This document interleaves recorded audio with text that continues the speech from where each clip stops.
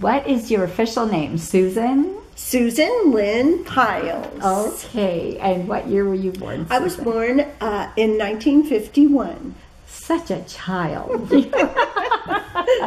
No, that's great. The 50s were a good year. That was fun. We started messing up when we got to the 60s. Oh boy, those 60s. So, where were you born? I was born in Peoria, Illinois, Okay. and I am the oldest of 6 children. Okay. And my father was a lithographer. That was his trade, but he built homes. At that time, you could build a home and you could live in it, and then my father would have another child, and then they would build another home and sell the home that they had. And he did that until the 60s, when my little brother was born, and the unions were being really fussy and trying to get themselves established, and they would sabotage the homes that were being built. And he was in a subdivision in Sunnyland, and the home next door to him, where he was building, was creosote, and they ripped out all of the plumbing that was in there. And then they came to my father and they said, if you don't want this to happen to you, then you need to have some union workers, or you need to sell it to someone who can have union people finish this. And my father had 6 children, and all his money was tied up in that. And so he sold that home, and then we bought a house in Peoria Heights, and that's where we all grew up. Oh, that's neat. So he was a neat guy. That's really neat. Were you born in a hospital or at home? I was born at St. Francis Hospital.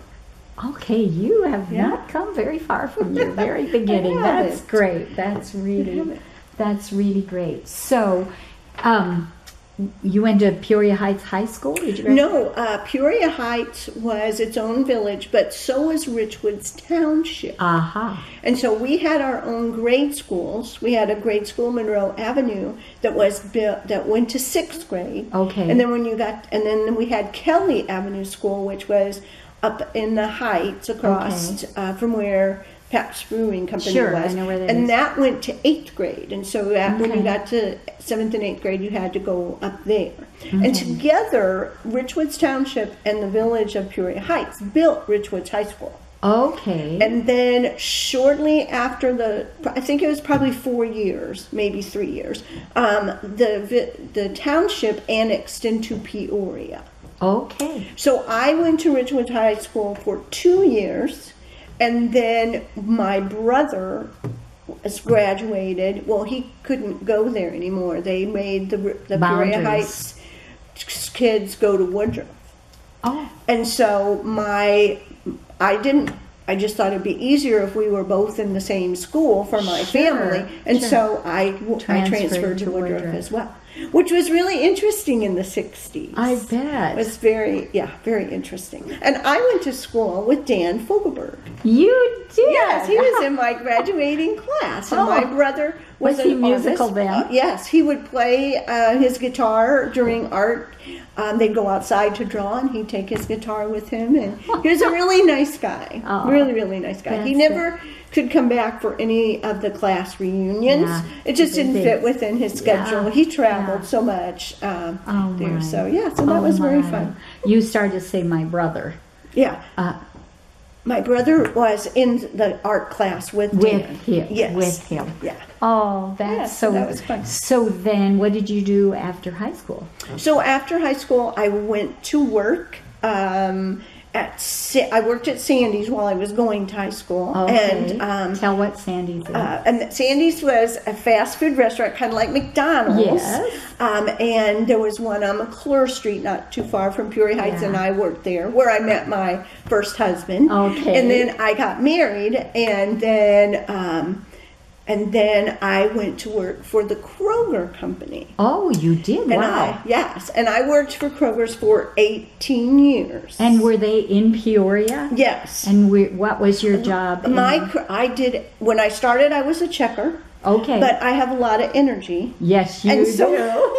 And so I was just bored to tears because in between customers. And so I really did everything in Kroger's except cut meat. Oh my goodness. I worked in the deli, I worked in the bakery. When I left there, I was actually in the produce department. If that's and so I was there for 18 years. And when I got married to Don Pyles, which we moved to Morton. That was in 1983. Okay. We moved to Morton because his family was from Deer Creek. Okay. And my family was from Peoria Heights. Okay. And so we went in the middle. Yeah. And the Lord just led us here to this perfect little home. And it is. And so I've lived here 35 years. Wow, nice. And when you moved to Morton, were you still working for Kroger? Yes, I worked for Kroger's, and I still worked on Wisconsin Avenue. That was the store I started at. Okay. And I tried to transfer to the Kroger's here in town. Sure. But at that time, Kroger, this was in the 80s, Kroger's was... they were only hiring permanent part-time help. Oh. And I would have lost my seniority and a lot of stuff. And so my manager would not let me transfer because he wasn't allowed to tell me that. And then when I quit, he explained that. That's why. That's why. Because he knew that they would do that to me, and he didn't want that to happen. So I quit working at Kroger's. Yeah. And I started a photography business in Morton, Illinois. Which was my husband's dream, to have his own photography business. And what did you call it? It was Masterpiece Photography and Video. Nice. And the Lord gave us that name, and the piece was spelled P-E-A-C-E. Yes. It was the Lord's piece. And we transferred old home movies onto videotape. Oh, and not digital yet, but we weren't in that yet. And miles and miles and miles of tape. It was very interesting. What a service, though, Susie. It was wonderful. All the kids, all the little babies that they would have lost.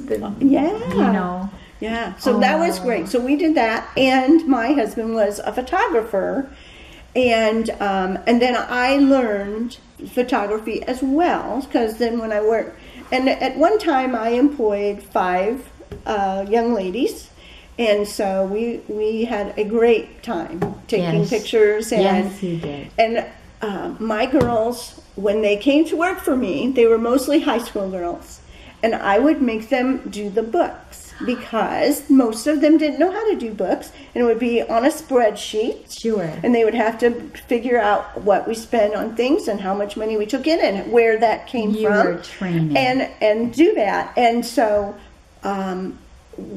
and there were times when you're doing books like that, it doesn't balance. Right. And they would be like, I'll just give you this nickel. Can't I just give you this? And then I was like, no, just put it aside and we'll look at it tomorrow. Well, then the next day it's a little more clear. Up. Yeah. And I have a young lady, Emily Bellato, who worked for me. And Emily has her own business now. She's a personal trainer. And she said, Susan, I do my books exactly like we did in the photography. And so that was great training for them. But that was fun. I got to really spend a lot of time with a lot of wonderful young women. Sure. And we were the family photographer. We took your picture when you were 6 weeks old and all the way up to graduation. It was fun. And weddings. And you got to know the people in the community. Yes. A lot.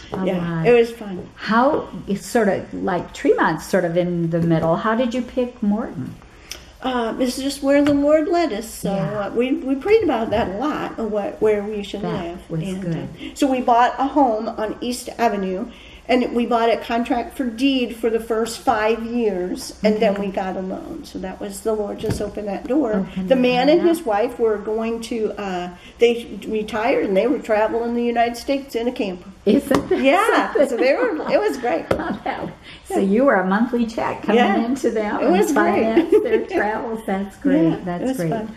So did you have children ever? I have no children. Okay. Yeah, I never had children. But you know how many young people you have Well, I have worked with. Oh, Susie, it's you fun. have it. So, but my nieces and nephews were always a big part of my life. Sure. So so they spent a lot of time at my house, and we did lots of fun stuff. I bet you were one of the favorite. Now, where were you in the 6? You said the oldest. I'm the oldest. Yes. Okay, so they really would have sent their children to you, and you would have had such a good time.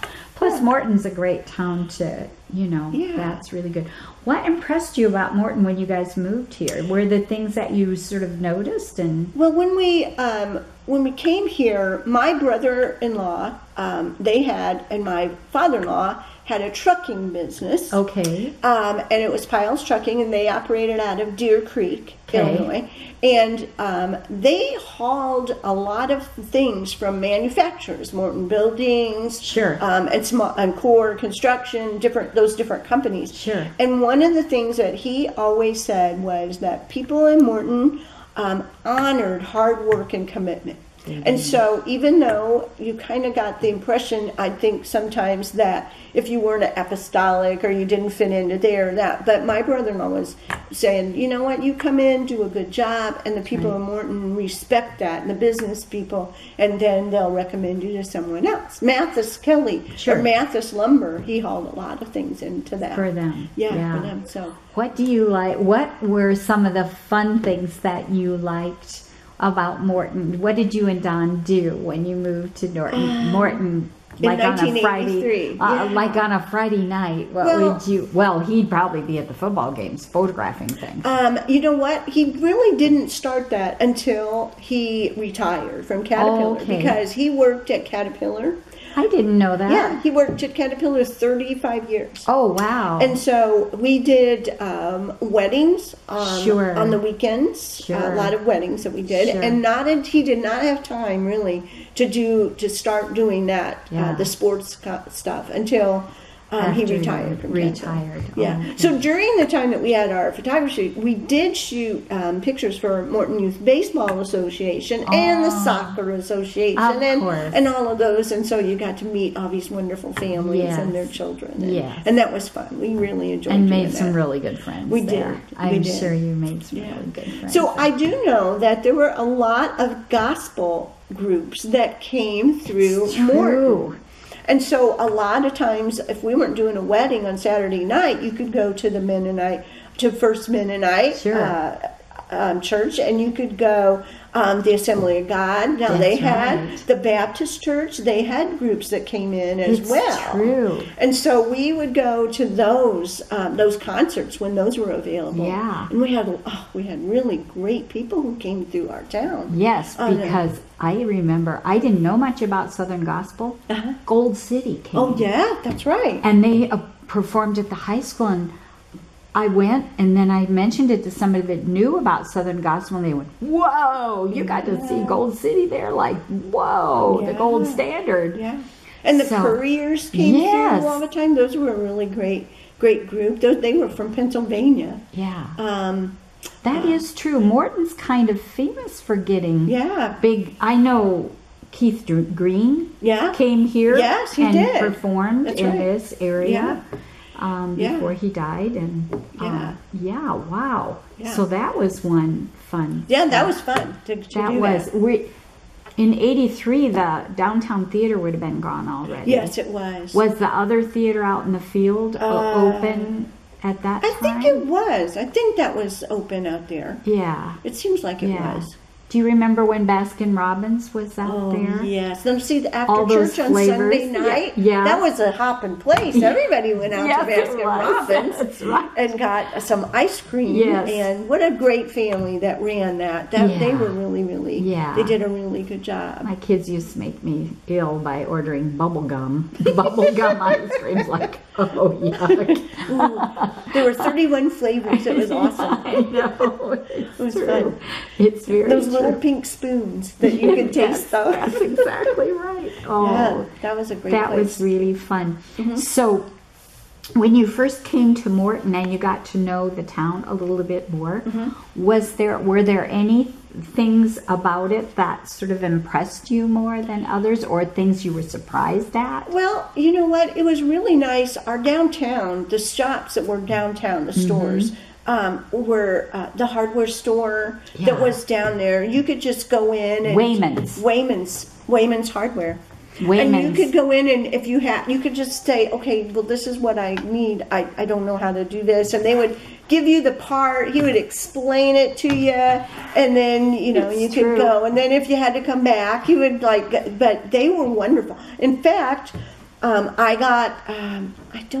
got money when we got married. I had some money, and I still own my Costco step stool that I bought. That's a little chair, and then you lift it up, and there's the stairs and I still have that. So that's so good. It's well loved. That is so good. That is so good. So wow. And how about parks? Did you guys ever use the park system very much? You know what? We didn't. We used the parks a lot when we started our photography business, because we did a lot of photography, families and senior pictures. And did you have a favorite park that you used? Yes, you got Northwoods was so beautiful. Isn't that gorgeous? Oh my goodness. Yeah. My daughter got married there. Oh, how wonderful! Down where near the cemetery, down at the bottom. Nice. It really. Oakwood was nice for groups, because there was a lot of places where you could put, people.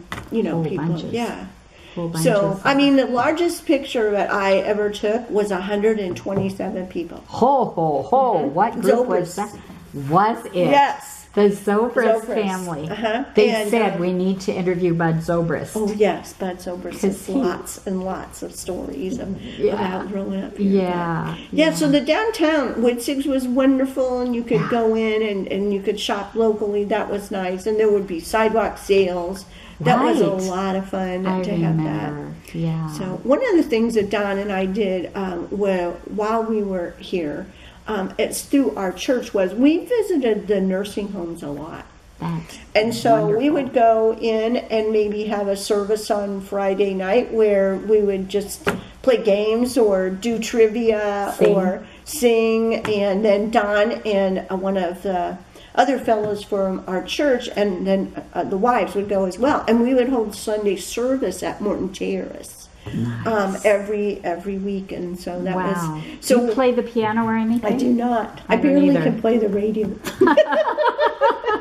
But that was fun. So that was very nice to do. Oh, and you got to meet. So I will tell you that. So the people at the nursing home, they did not know Don was not a minister. Because he came and he did service every week, so they just thought he was a minister. Well, one of the ladies there passed away, and so she said, "Well, you need to get my minister, Don Pyles, and he's going to do my service, do my funeral for me." And so they called him from the nursing home. Of course, we knew all the ladies. They said, "Well, she said you're the person supposed to do her thing for her memorial." And Don is like, "Oh my goodness." And I said, "You know what? You know this woman. I mean, we've known her all these years, so just go and you can do." And so he did. He had to go down to the.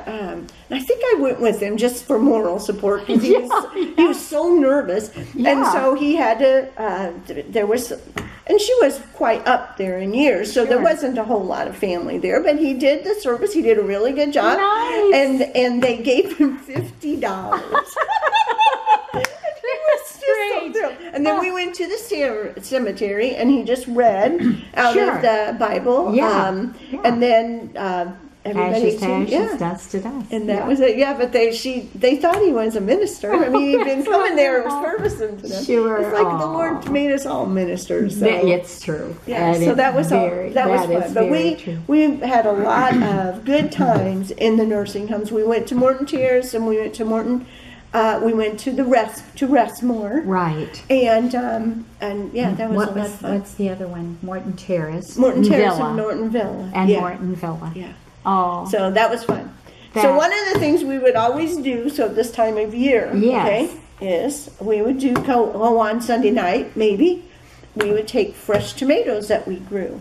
We tried to give the tomatoes to the nursing homes, but because it's not a certified supplier or something, they couldn't serve them during the meals. But we could serve them on that night. So we would come in and we would slice them and give anybody who wanted some and put a little salt on there. Because you get hungry for that. You know, when just because you're in a nursing home doesn't mean that you don't love those things still, and so that's what we would do. We would come in, and sometimes we bring watermelon. That's great. Yeah, that was that's fun. great. Did you have your garden out behind your house? Yes, we did. Yeah, we always had a garden. Well, when we lived on East Avenue, we had a garden in Deer Creek. Okay. With Mom and with my in-laws. Because it was a really big garden. Okay. And then when they moved to Westmore and we moved downtown, we moved to 125 West Jefferson. Then we had a garden in the back.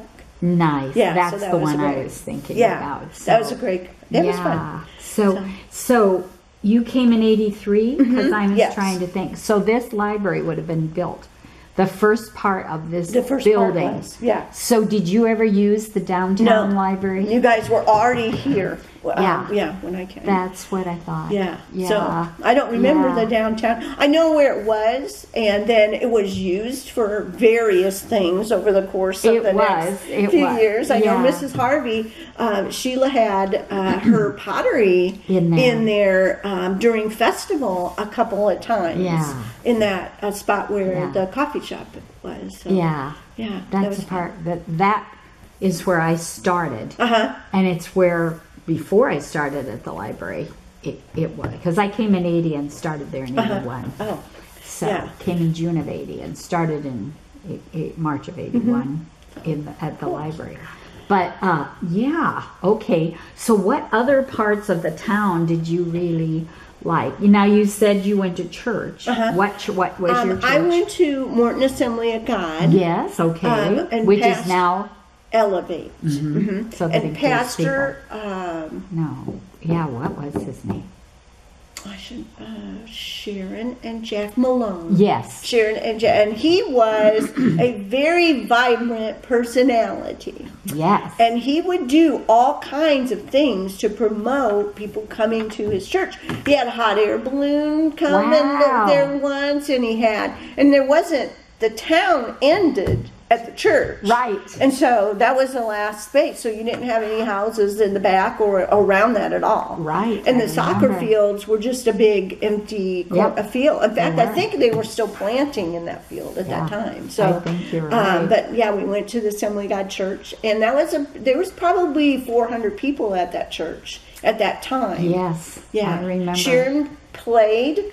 She was very talented pianist and organist. Okay. And Jack, I think Jack could play the guitar, but mostly he did the preaching and stuff. Yeah. Yeah. So that was a great body of believers there for a long time. They did a lot of stuff. It was. Would you like to speak at all about how you think the churches have influenced Morton culture at all? Well, I think we have... that was something that impressed me when I came here. Yes. The number of churches to the, ratio of people that were here. And, the one thing I think I liked most was that the churches were not in competition with each other. That's true. And so they would be supportive of one another. I know we had joint services a lot of times with the Community United Church of Christ, the Lutheran churches, and we would have a joint Thanksgiving service. Or Good Friday. Or Good Fridays, So it wasn't like they were in competition. But the congregations were pretty big. A lot of families. And so, you needed to have a big building because you had a lot of people who were coming. And they really were out in the community as well. I know the Assembly of God Church, we always had float in the parade, and we always... went down and helped in the food tent, and we still have that today. That's right. That the churches are a big part of Running Festival. Yes. And so that's big. Yeah, that's really. Yeah, it's one of the things I like best about this is it's great. So many people that love God live here. Yeah. So, how about your connection with the Chamber of Commerce and the Pumpkin Festival? Because you big influence on that. So what had happened was that when I opened my photography business, there was a gentleman who was already here named Jim Harper, who had been my friend since I was 21 years old. And he had a computer company here that he had. And so he was very smart, I felt. And so when I opened my business, I went and talked to him and said, okay, what do? I don't know what to, He goes, you need to join the Chamber of Commerce. And you need to be involved. Don't just pay your money and don't do anything. Good for you. And so I did that. And so from the time I opened my business, I was very involved with the Chamber. And I served as an ambassador, and I served on the board, and I was the board president for a year. And what happened as my business was kind of closing down, because we had to make a choice, two choices. One, my husband was retiring. Right, from Caterpillar, and could we spend 25 hours a day together and not have someone get hurt? Right.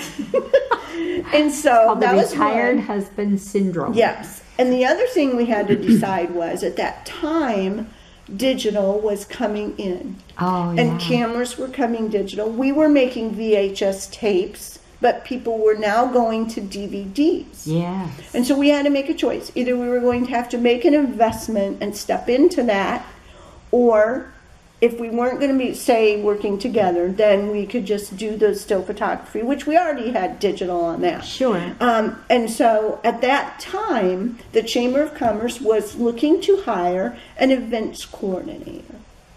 And I thought, this would be, and I had always done volunteer work with Crisis Nursery and done many events with them. And so, plus I went to a wedding every weekend, That's right. The stuff is amazing. And so I talked it over, and we decided that we did not want to step into the digital end of it, because that was about a $10,000 investment. I was just going to say, because you'd have to cut seat. Oh my God. Yeah. So, and so we decided that I could get that job. And so I applied for that job, and I was hired. So I was the very first events coordinator at the Chamber, and my job was to coordinate the golf outing and the annual dinner, but mostly Pumpkin Festival. And who was the director at that time? The director was Mike Badgerow at that time. Okay. And so what happened during Festival is a little different than it is now, in a way. Right. Okay, because when Festival was put on, we had chairmen who actually did everything. So Wayne Mennel would be in charge of the food tent, and he sat down with you to order your product. And he's the one, it wasn't just the Chamber getting the volunteers. It was the chairman, and Don Jones was in charge of, I don't know if he was in charge of Delight Tent when I started, but I know that it would be the week before, and they would go to the bank and use the phones at the bank to call up people and fill their shifts. Yeah. And so it wasn't, so that you had more connection. That sounds really strange. Right. Which bank? They would go to Morton Community Bank, where Wayne worked, and because they had multiple lines in there, and they would call people. And so you, not only is that the influence that I have, it's my influence in my church and my business and that. And each one of those chairmen, their reach was farther. That's right. Than it is now. It's a little, with the Chamber making all these arrangements, it's a little different. Right. And they had ownership of their tent. They really would challenge themselves, to do better, to bring something else new in, to do things. So it was a kind of a different thing. And so my job was just to coordinate all that, and make sure there were porta potties there, or, which I became a very good connoisseur of porta potties, I will tell you that. When I got there, the porta potties we had were from a supplier, and there were times where he took them off a construction site and just brought them here, and they were dirty and disgusting, and they were nasty. Yeah. And I went to an event in McLean County, and they had the cleanest porta potties I ever saw in my life. Wow. And they were Blue Spring, and I called him up and talked to him, went out to his place, and we've had him as our ever since. And they are clean, they do not smell, they are nice. And that was important. We're putting on a wonderful event for people. We want it to be comfortable all the way around. Oh, and so I ran the festival for 7 years. And it changed every year because new things got added and stuff were brought in, and people would come in and say, and I think we should have a pancake breakfast, and I'll volunteer to do it, and I'll get some people, and we'll figure out how. And that was how the things came about, Sure. Pumpkin ice cream, Pumpkin. We'll just talk about pumpkin ice cream. Yes. Pumpkin ice cream started because it was a trend to have frozen yogurt at grocery stores. And the Sullivan Thompson Food Basket had 2 soft serve machines, and they would put them. They'd have different flavors. Maybe one be vanilla and one be some fruit or something. And so, and then that trend ended. Oh, and they had 2 Taylor ice cream machines, which are just a workhorse of ice cream machines. And so when they were getting rid of that, Aaron Miller came to the chamber and said, we're going to sell these ice cream machines, but we think that we should sell them to the Chamber of Commerce, and we could use them at the Pumpkin Festival, and we could make pumpkin ice cream. And I think that Barb Cool was part of that, because she was the receptionist at the chamber at that time. They sold them to him for $1 a piece. No. Yes. Way. And they were, they're wonderful workhorses. And that's how, and they put some, I don't pumpkin know. Vanilla. So it was pumpkin and cinnamon into the ice cream mix that they dumped into the machine. And did they have a basic recipe, or do you think they experimented? Well, they experimented, because when Don Jones took over from Barb, he experimented even more. Okay. And so the ice cream, the recipe that we had was for a gravity-driven machine. Okay. Well, when they bought new machines, they were a pump-fed machine. Oh. And it put air into that a gravity machine doesn't. Yeah. And so John Jones and I worked a good 3 or 4 hours trying to get the recipes so that the recipe for the air pump was the same as the recipe for the gravity. Because if you're in this line, you're getting that ice cream in this, and so we got it to where it was exact. It was the same. Was exact. Yeah. But did you have to change the ratio of the ingredients? Yes. And stuff? You had to have more pumpkin and more cinnamon in the pump machine because it was having air. Yeah. It was. Otherwise, it didn't taste pumpkin. No, it didn't. Yeah. So that was fun. So how did any of the other treats that are pumpkin-y now, did they come on your shift, or did you? The pumpkin baked beans. Yeah. Those Wayne is the one who put that together. Okay. When I was there, and then we bought some things. So remember those cute little pumpkin macaroons that we got from. Tresker's Bakery. Yes. Oh, those were wonderful. Yes, I don't know that we do those now, but those were great. Those were very hot. And then, of course, Pat Marcoulier had her cheesecake company out there, and she made the cheesecakes that we sold in the Delight Towns out there. She did that I bet she did that for 10 years. Because her cakes were amazing. Yes, they were. Yeah, they were really, really She good. was amazing. Yeah. She was a great. Yeah, she's great. She is a great person. So that was fun. Yeah, well, I remember, I have a memory of washing dishes late at night in the trailer, the 18-wheeler trailer that was right next to the food tent, and you were like 24 hours a day. Tell me about that. How did you? You know what? It was a lot of time, but it was so fun. Oh, it was. Oh my goodness, it was just so fun. And you were cheerful. Because we were having a great time. We threw a party for the town. What could be better, right? Yes, it's true. So one of the things that happened when I came there, speaking of the cleanup trailer, yes, when I came there, the cleanup trailer, at the end of the night, there would be people in there washing those pans that the chili and the meat and everything was in, and it was so burnt on. Yeah. Because they sat there so long, and so it was a horrible problem. I'm telling you, there were chisels in this cleanup trailer. It was terrible. And so when Don Jones, Wayne Mennel, myself, Liz Meyer, we went to a food show in Chicago, and I don't remember what year that was, but it was, and in that food show, this fellow showed us a bag, and we'd tried everything. We'd lined these things with aluminum foil. It just never worked. Well, these were brand new, and they were called roaster liners, and they were plastic, and you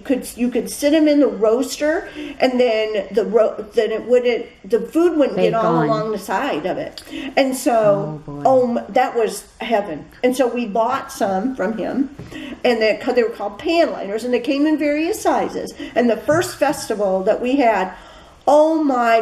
We learned because you could not turn the roasters up to like 400 degrees. You had to keep them down, which was all we were doing is warming anyway. Sure. And you needed to put a little water in between on the bag and the bottom. Behind because so it wouldn't melt onto there. Right. But there were nights where you could just go over to the chili thing, remove that bag, throw it away, and wipe it out with sanitizer. You didn't need, was a godsend. Wow, oh my, it changed a lot. That is great. So that was great. So were you involved as an event planner? Tell me about the shirts and stuff and the themes. Okay. Were you involved in deciding the themes of the pumpkins? And so a couple of times we had people submit themes. We would put an article in the paper. We would ask people to submit themes that they liked, and then we had a whole list, and we would go through, and there was a committee, and I think it was the chamber board, and they would decide what the theme was going to be, and then we actually had a contest for you to design a logo if you wanted to do that, and people did submit logos, and then we would choose which one we liked the best. Sure. And so, and then the shirts would be designed like that. And at that time, the chairman shirts were actually like golf shirts. Right. They had a collar. And that was a prized possession. Yes, it was. And you would see people. I have every one of my chair shirts. Good for you. Because, that's great. Because that was a prized thing. And people would ask you, where can I get a shirt that looks like? It's like, oh no, you gotta be a chairman. Yeah, you gotta be a chairman. Yeah. So, and that was fun. And the other fun part about the chairman was taking the photo every year. Yeah.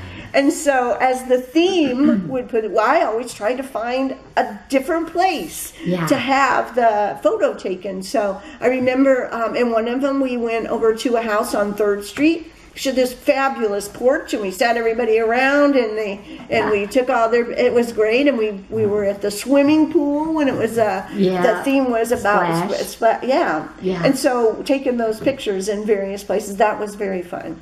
That was very fun. That is great. Yeah. And then, what did you have to do with the parade? That's got to have been a huge. Yeah, so the parade, so Marty Cole was the secretary at the chamber, and Marty, the applications for the parade would come in, and then Marty would lay those out in the way that it was supposed to, how they were supposed to line up. And then, I'm trying to think who my parade chairman was, but there was a parade chairman who would we had these little things you put at the end of a driveway, a reflector, and they had numbers on them, and they'd line them all up, and that's where people would know where they were supposed to line up. Sure. And so when I worked, when Nick Graff, the whole time that Nick Graff was the police chief, we never canceled the parade. Isn't that never great? Canceled the parade in all that time that he was there, and he was very proud of that. The other thing about Nick Graff, on Wednesday night, now Nick's got this whole police force. He could tell people to do whatever he wants. But every Wednesday night of Pumpkin Festival, he is down there standing in the street helping people get across. He loved doing that. He absolutely loved doing that. And you get to see the people in town and talk to them. Yeah. And he loved doing that. That was super. Yeah, he was a really good police chief. Yeah. Well, let's talk about 9/11. Okay. Let's talk about 9/11 because Pumpkin Festival started. So what had happened whenever it was Tuesday morning of Pumpkin Festival, we would have breakfast. It was Penny's. Then it's just a little restaurant that was downtown. It's Downtown Diner now. And we would all the chairmen would go there, and we would buy them breakfast. And then we would go to various places. We had a storage unit. We had to go to Nestle's and get the mixer and some other things. And we went to a chamber, and everybody bring their trucks, and we just go load everything up after we got done. So we had been eating breakfast that morning of 9/11, and I'm paying the bill, and Phil Witzig is talking to his wife on his phone, and he said a plane just flew into the Trade Center. And we're like, what are you talking about? Seriously, a plane flew into the World Trade Center. And it's like, okay, well, let's go to the chamber. So we go to the chamber, and Marty has not heard of this. She's the only one in the office. I don't know where Mike, maybe Mike was with us. And so we turned on the TV, and it's like, you can't believe that what you're seeing on there. And then they reported about we watched the second plane fly into and we're just stunned. We just can't believe that. And so it's like, oh my goodness. And then the rest of the day unfolded, and we've got to move stuff and so we go down.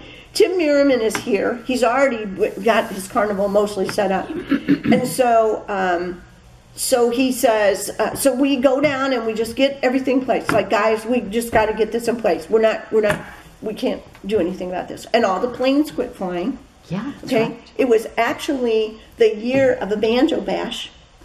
And so we had performers coming from New York City, Wisconsin, and Florida, our headliners, and Minnesota.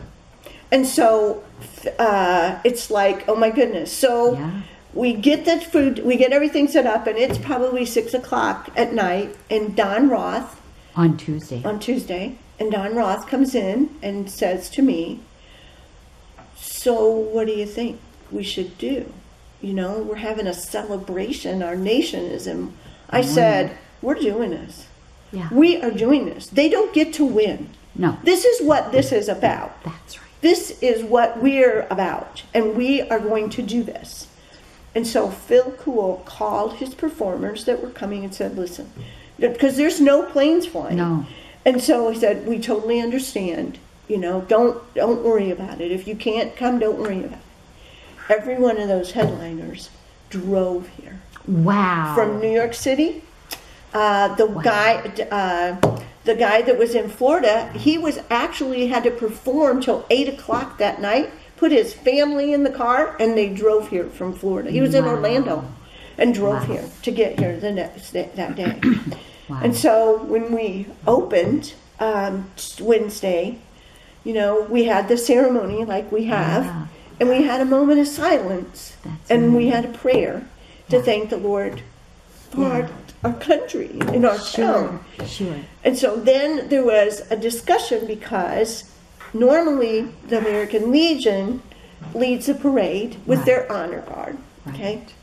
Nick Shabona was in charge of the parade. Oh. And Nick said, okay, well, I think the Boy Scouts should do this. And so there was a discussion. They were, no, we always did it. Well, what we didn't know was Nick had gone to one of those Freedom gas stations. And remember those Freedom gas stations had those huge flags. Absolutely huge flags. Yes. And he had gotten one of those.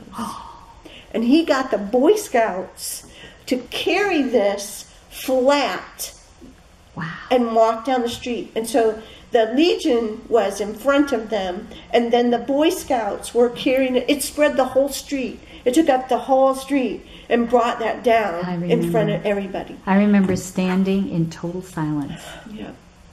It was just amazing. It was. Oh my goodness. And at the end of this 4 days after all this, I just kept thinking, we can't let them win. No, and they would have. And we don't want them. This is going to happen. This is America. This is what this is about. That's right. And so when Don Roth came and said, "Don't you think we should cancel that?" I was like, absolutely not. No way. No. We're not going to. No. No. And he was in agreement. He wasn't. He just wanted just asking. He just wanted to make the right choice for us. That's right. But yeah. And so all of those headliners drove here. That was amazing. That is fantastic. Absolutely amazing. They loved coming to Morton to perform. That is so great. Yeah, so.